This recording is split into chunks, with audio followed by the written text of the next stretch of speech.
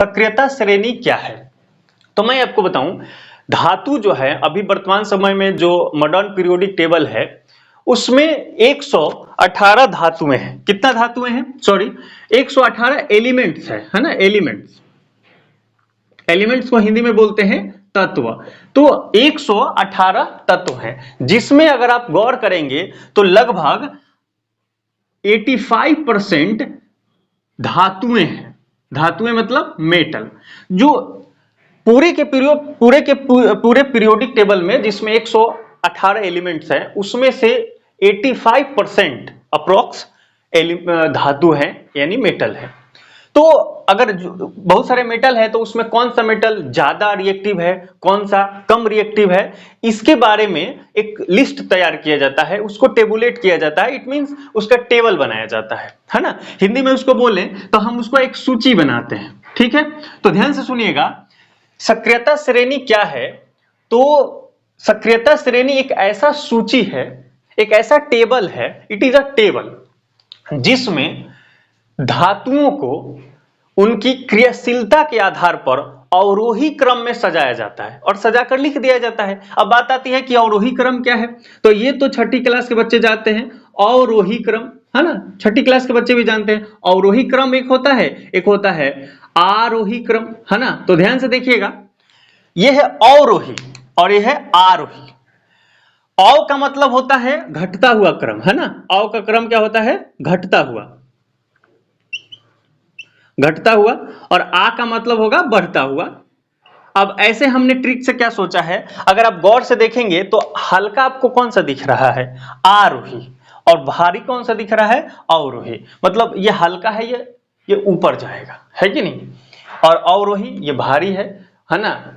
उसको पहले से पता है कि मेरे पास बहुत ज्ञान है तो नीचे जाएगा, है कि नहीं।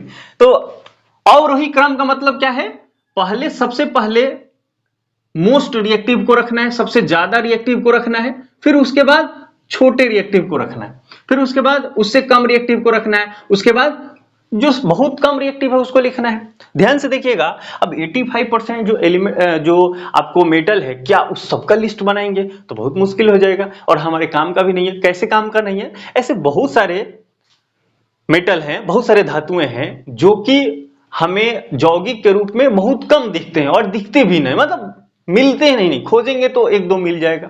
लेकिन कुछ ऐसे आपको एलिमेंट्स दिख जाएंगे जो मोस्ट रिएक्टिव होते हैं। जैसे अगर सोडियम की बात किया जाए तो आपको NaCl मिल जाएगा, है कि नहीं। KCl आपको मिल जाएगा अगर पोटेशियम की बात किया जाए तो, है कि नहीं। इस तरह से बहुत सारे, अगर लोहा की बात किया जाए तो FeSO4 मिल जाएगा, है कि नहीं। आपको जिंक SO4 मिल जाएगा अगर जिंक की बात करें तो। बहुत सारे जो धातुएं हैं उसमें से कुछ धातुएं ऐसे हैं जो मोस्ट रिएक्टिव होते हैं और उसके कंपाउंड्स जो यौगिक होते हैं बहुत अधिक संख्या में मिलते हैं हमें। तो हमें जो ज्यादा रिएक्टिव हैं उन्हीं का लिस्ट बनाना होता है। ये बात आपको ध्यान में आ गया। और ज्यादा लिस्ट नहीं, बस इतना सा आपको याद रखना है, किसी भी किताब में अगर सक्रियता श्रेणी का आप लिस्ट खोजेंगे तो यही लिस्ट आपको मिलेगा। तो इस लिस्ट को आपको याद कर लेना है। इस लिस्ट में क्या आपको दिख रहा है, इस बात को भी याद रखना है। सबसे ज्यादा अगर कोई धातु या अगर कोई तत्व अगर रिएक्टिव है ना, तत्व नहीं कहेंगे, धातु का ये लिस्ट है तो धातु को ध्यान रखना है ना। तो जो सबसे ज्यादा रिएक्टिव है वो है पोटेशियम, जिसको K से सूचित किया जाता है। पोटेशियम इज जनरली, है ना, डिनोटेड बाय K, है ना, K से ही इसको डिनोट करते हैं। और ये है सोडियम, आपको पता है, ये है कैल्शियम, मैग्नीशियम, एल्यूमिनियम, जिंक, और ये आयरन है। उसके बाद कॉपर है, और Hg जिसको आप मरकरी बोलते हैं, और Ag मतलब सिल्वर है, और ये है औरम मतलब सोना। और आप कहिएगा इसको दो को बाहर क्यों रखे हैं? तो अगर आपको जरूरत पड़ेगा तो इसको यहां पे हम क्या करेंगे, Pb और हाइड्रोजन रख देंगे। बाहर क्यों निकाला मैंने?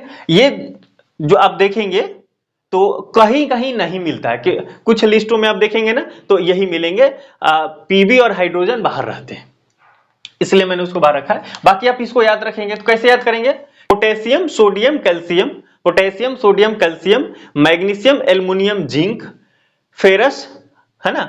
उसके बाद ये आयरन इसको बोलते हैं, कॉपर Hg Ag Au। ये लिस्ट आपको याद रहेगा तो देखिए कैसे काम हो जाएगा। सक्रियता श्रेणी को कैसे परिभाषित करेंगे? सक्रियता श्रेणी वह सूची है जिससे या जिसमें क्रियाशील धातु, जो धातुएं होते हैं, धातुओं को क्रियाशीलता के आधार पर अवरोही क्रम में सजाया जाता है। अवरोही क्रम मतलब घटते हुए क्रम में, आरोही क्रम नहीं बोलना है भाई, अवरोही ही बोलना है, क्योंकि अवरोही क्रम में सजाते हैं तो ही ये लिस्ट हुआ, है ना। तो सक्रियता श्रेणी उम्मीद करते हैं समझ में आया होगा। ये सारे क्वेश्चन बोर्ड मॉडल है, आपको ध्यान रखनी है, कभी भी एग्जामिनर आपका मजा ले सकता है ऐसे क्वेश्चन में। अगर वीडियो आपको वास्तव में मजा आया होगा, अच्छा आया है, पसंद आया है तो वीडियो को लाइक जरूर कीजिएगा और फर्स्ट टाइम है चैनल पे तो सब्सक्राइब जरूर कीजिएगा। इसी टाइप के जो भी क्वेश्चन है, मिलते हैं अगले क्वेश्चन के साथ। जय हिंद, जय भारत।